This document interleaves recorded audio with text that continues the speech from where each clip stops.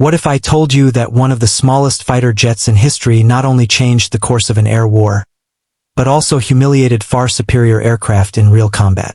Welcome to the forgotten legacy of the Indian fighter jet, the Folland Gnat. Compact, underpowered, and underestimated, but deadly.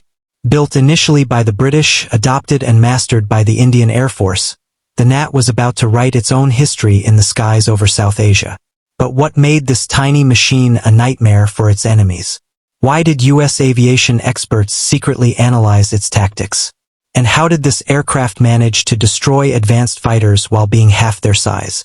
The answer lies in a blend of genius engineering, strategic surprise, and raw guts. Stick around because this story only gets wilder. In the 1950s, the Cold War was heating up. Superpowers were building massive war machines.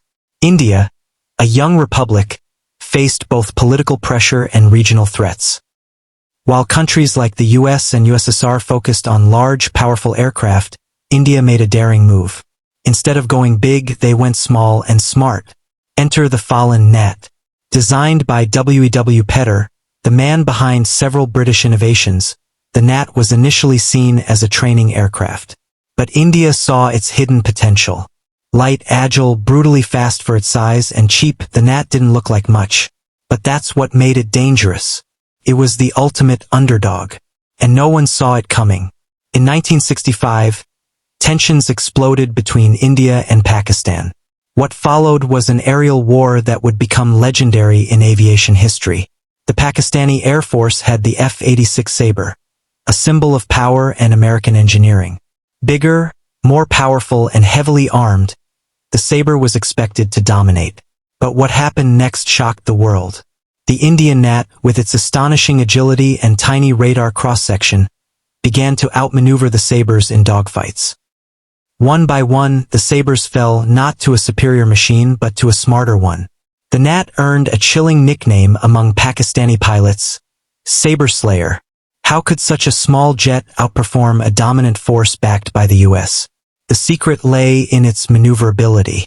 The Gnat could turn tighter, accelerate faster, and disappear into clouds like a ghost. Pilots called it a bullet with wings. It didn't have to overpower the enemy, it had to outthink and outfly them. And that's exactly what it did. In a single dogfight in 1965, squadron leader Trevor Keeler shot down a Pakistani Sabre in direct combat. That victory shattered the myth of technological superiority. The Gnat wasn't just a jet, it was a statement. Brains over brawn wins the skies. But the story doesn't end there. In 1971, during the next Indo-Pak conflict, the Gnat returned to the skies, this time with upgraded systems and experienced pilots. It played a crucial role in air defense and ground support. This meant pilots could spot adversaries sooner and react with minimal delay, an advantage in fast-paced dogfights. The cockpit, though small, was ergonomically laid out, allowing for instinctive operation under pressure, a crucial feature when every split-second decision could determine life or death in the air. The Gnat's control surfaces were highly responsive. Unlike heavier aircraft that often relied on hydraulic assists, the Gnat was so nimble that pilots could maneuver with light stick pressure alone. This direct feel made pilots almost one with the aircraft, and many experienced flyers later remarked that it felt more like wearing the jet than piloting it. Its high roll rate and instantaneous pitch control made it capable of tight loops and turns, a nightmare for any enemy aircraft that relied on sustained power instead of maneuverability. One of the lesser-discussed strengths of the Gnat was its operational cost and maintenance footprint. While most combat aircraft required extensive ground support and refit time between missions, the Gnat was designed for quick turnarounds. It could be serviced in open conditions with minimal tools, making it ideal for forward airbases in rugged environments. For nations like India, operating under budget constraints and variable terrain, this made the Gnat not just a fighter jet, but a sustainable combat asset. Its engine, the Bristol Siddeley Orpheus, was another key factor.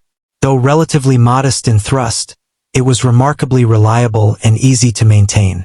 More importantly, it complemented the aircraft's weight distribution perfectly, enabling rapid takeoffs and stable performance at varying altitudes. In high-altitude dogfights over the Himalayas or low-level strike missions over open terrain, the the Gnat proved it could perform consistently across conditions.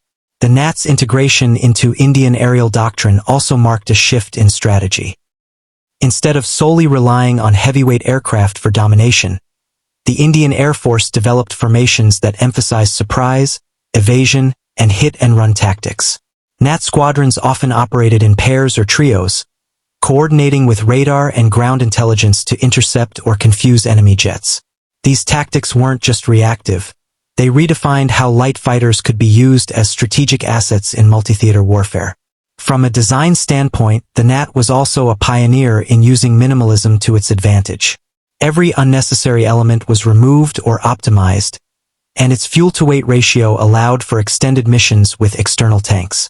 While it didn't have advanced avionics or electronic warfare systems, what it lacked in technology it made up for in raw flying dynamics, allowing seasoned pilots to fully exploit the airframe's natural strengths. Even decades after its retirement, the Gnat continues to serve as a reference in military aviation classrooms. Despite being old school compared to MiGs and newer jets, it held its own. In fact, in several engagements, the Gnat's surprise factor caused enemy pilots to retreat mid-air. That psychological edge, the fear of facing the Gnat, was as powerful as any missile. And that fear wasn't limited to the battlefield. What most people don't know is that U.S. military observers took serious note of the Gnat's success. They studied Indian Air Force tactics, reviewed dogfight footage, and began rethinking aerial combat strategies. How did this lightweight manage to beat American-made fighters? Was there a design flaw in their jets, or a mental flaw in their assumptions? The Gnat exposed a truth that made defense planners uneasy. Sometimes simplicity wins. In an era obsessed with bigger, faster, more expensive weapons, the Gnat reminded the world that innovation isn't always about scale. Let's talk specs, because this is where it gets even more interesting. The Gnat weighed just over 5,000 pounds, nearly half of the F-86 Sabre. It could reach speeds of 695 miles per hour, almost matching its bulkier rivals. Its climb rate was outstanding, and it could operate from short runways, a major tactical advantage in South Asia. Armed with twin 30mm Aden cannons, it didn't carry many missiles, but in close combat, guns mattered more than range. And when you're flying circles around your enemy, one accurate burst is all it takes. But beyond the stats, it was the pilots that made the Gnat legendary. These were young, fearless flyers who trusted their machines and knew how to exploit their advantages. Stories from veterans recall how Gnat pilots would fly so close to enemy jets that radar couldn't track them, almost like aerial ninjas. One IAF officer even joked, "The only way to beat a Gnat was to avoid it altogether."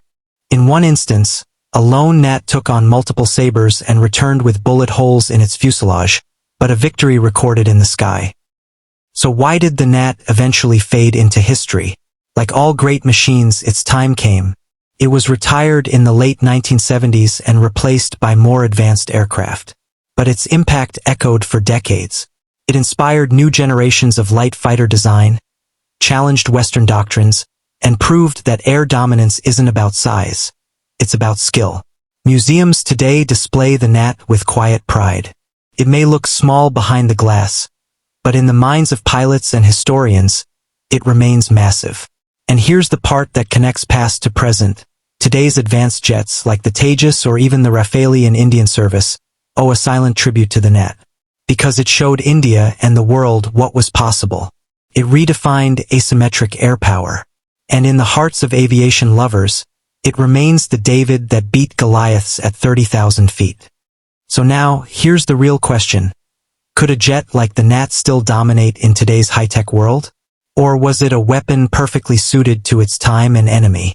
Let me know what you think in the comments. Don't forget to subscribe if you're fascinated by military aviation history that breaks all expectations. Thumbs up like this video if you believe underdogs still have the power to change the world. Film projector, check the description for the next video in this Indian fighter jet series, where we dive deep into the Rafale, India's modern game changer. Because every jet has a story, and the sky never forgets.